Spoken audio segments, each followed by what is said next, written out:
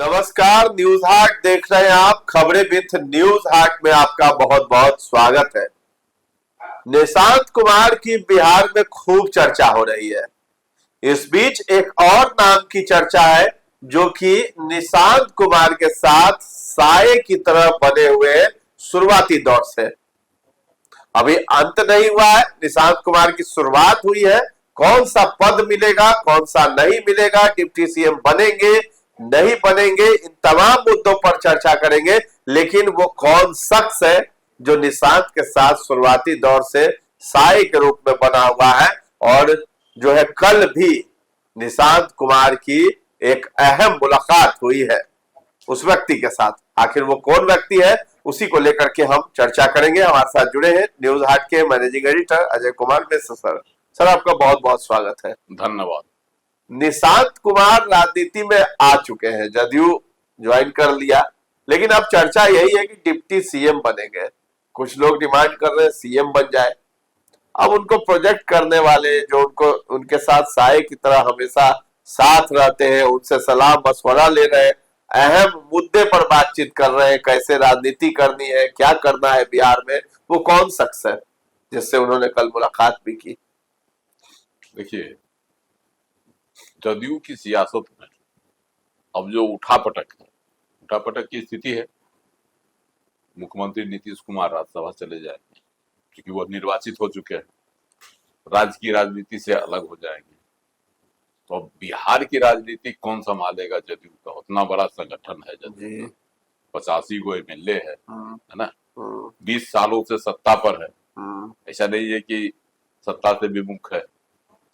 तो ऐसी पार्टी को का खेवनहार कौन बनेगा, इसको लेकर तो बड़ा बिहार में मंथन चल रहा है।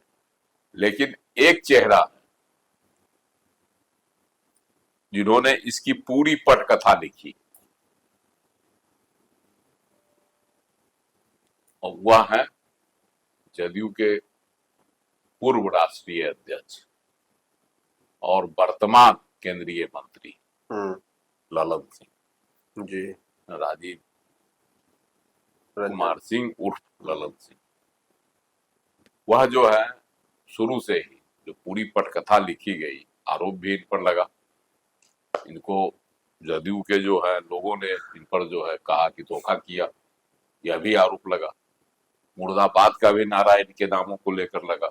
सब कुछ हुआ, लेकिन अभी भी जदयू में चाणक्य की भूमिका में यही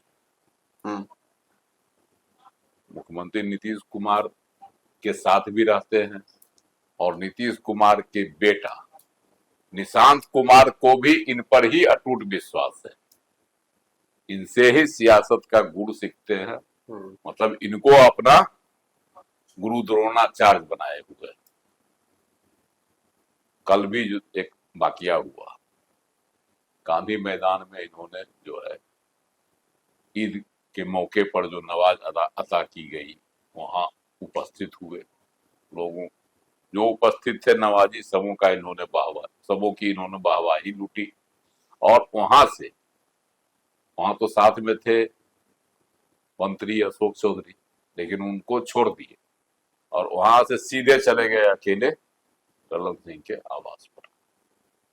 और दोनों में के बीच बंद कमरों में मुलाकात हुई, बातचीत हुई लगभग 15 से 20 मिनट तक। उस बातचीत में क्या उभर कर सामने आई है ना, यह तो अंदर की बात पता नहीं चला। उन्होंने ही अपने जो है सोशल हैंडल पर लिखा, निशांत कुमार ने ही, हम गए उनसे मुलाकात किए, उनसे जो है राजनीतिक विचार विमर्श हुआ, देश विदेश की जो है राजनीतिक घटनाओं पर चर्चा हुई। सब इन्होंने ही बताया ये सब बात अपने ही सोशल मीडिया पर। तो ये एक बात है कि आखिर नीतीश कुमार भी ललन सिंह पर ही भरोसा करते हैं, और उनके पुत्र निशांत कुमार भी उन्हीं पर भरोसा करते हैं। तो पार्टी जो जदयू में जो भी हो रहा है, क्या उसके सूत्रधार वही है, ललन सिंह ही है? तमाम घटनाओं को अगर करीब पर करीब मिलाते चलिए तो आपको लगेगा कि ललन सिंह ही मेन है, पार्टी के चाणक्य है। जी और यह जो है, अगर कोई इन पर यह आरोप लगाता है कि यह भाजपा के एजेंट के तौर पर काम कर रहे हैं, ऐसी भी कोई बात नहीं है। बात नहीं है, क्योंकि इनको पार्टी जीवित रखना है। जी जदयू अपनी राजनीति भी कर दी है ना। हाँ, जदयू आगे की राजनीति भी कर दी है इनको, भाजपा के साथ ही जा नहीं सकते हैं, भाजपा के साथ ही जा नहीं सकते हैं, तो इनको बचा के रखना है जदयू को। जो राजनीतिक सूत्र बताते हैं कि ललन सिंह पर जो यह आरोप लगता है कि भाजपा के एजेंट हैं, वह स्थिति नहीं। ललन सिंह चाहते हैं कि ऐसे चेहरे के हाथ में पार्टी की कमान रहे जिस पर जदयू के तमाम नेताओं, वर्गों, समूहों, मतदाताओं, है ना, उनके क्या कहता है, शुभचिंतकों, सबकी का विश्वास हो। इसीलिए वह जो है, उन्होंने ही, देखिए बहुत पहले, बहुत 2 साल से लगभग बात चल रही है निशांत को राजनीति में लाने की, जी है ना, जदयू में एंट्री की, लेकिन लोग धरना, प्रदर्शन, पोस्टर, मांग, डिमांड सब करते रह गए। खबर पर खबर आती रही कि अब जो है इस महीना में और कल जो है उस महीना में जदयू ज्वाइन करेंगे, सक्रिय राजनीति में आएंगे निशांत कुमार। लेकिन जब तक ललन सिंह यह कहते रहे कि ऐसी कोई बात नहीं है, ये सब सिर्फ मीडिया वालों का जो है ये है, फतूर है, ये भी तो बोल रहे हैं कई बार, तो उस समय नहीं हुआ। लेकिन जब इन्होंने पार्टी के जदयू कार्यालय में ही इन्होंने कहा नीतीश कुमार से कि अब अनुमति दे दीजिए, इजाजत दे दीजिए, है ना, और उसके बाद से देखिए कि निशांत कुमार की सक्रियता बढ़ी और क्या कहता है, नीतीश कुमार ने जो है अपनी इच्छा से कहा कि हम राज्यसभा जाएंगे। इसका मतलब है कि तमाम पृष्ठभूमि तैयार हो गई, कर ली गई ललन सिंह के द्वारा, और वह राज्यसभा के लिए नामांकन कर दिया, तो निर्वाचित भी हो गए तो जाएंगे ही। उसके बाद निशांत कुमार की जो एंट्री हुई पार्टी में, ग्रैंड एंट्री हुई, उसका भी कौन थे सूत्रधार? ललन सिंह। हालांकि संजय झा भी थे वहां, लेकिन आप देखे हुएगा कि ललन सिंह का ही पैर छूकर निशांत कुमार ने आशीर्वाद दिया। हालांकि संजय झा का भी उन्होंने आशीर्वाद दिया, उनका भी अभिवादन किया, और उन्होंने भी गुलदस्ता देकर इनकी जो है उज्जवल राजनीतिक भविष्य की कामना की। सब कुछ हुआ, वहां विजय चौधरी भी थे, सब थे, लेकिन ललन सिंह प्रमुख भूमिका में वहां भी थे, है ना। और अब जब हुआ, अब तो कहिए कि अब तो निशांत कुमार मैदान में उतर गया राजनीतिक। तो मान लिया जाए ना कि ललन सिंह ही अब आगे जो है पूरा रास्ता जो है निशांत कुमार को दिखाते हुए नजर आएंगे, चाणक्य की भूमिका में रहेंगे। देखिए, निशांत कुमार को जब ललन सिंह पर विश्वास है तभी न वो गांधी मैदान से अकेले गए।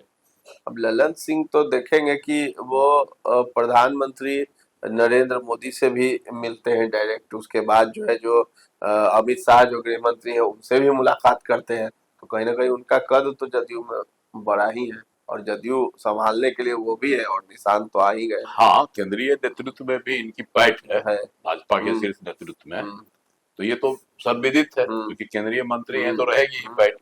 अब तो पिछली बार ही मंत्री बन रहे थे, 2019 में जो लोकसभा का चुनाव हुआ, उसके बाद जब नीतीश कुमार से कहा गया कि आप मंत्री बनाइए, जो खबर है उसके अनुसार नीतीश कुमार इन्हीं को चाह रहे थे मंत्री बनाना, लेकिन बन गए कौन? आरसीपी